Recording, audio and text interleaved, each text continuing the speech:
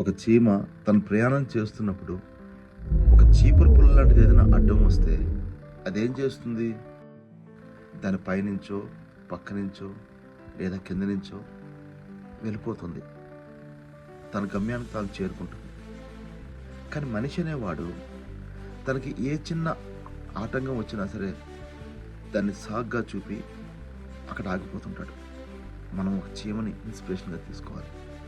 మనం చేరాలనుకున్న గమ్యంలో ఎన్ని రకాల అడ్డంకులు వచ్చినా మీ ఫోకస్ అంతా కేవలం సొల్యూషన్ మీదే.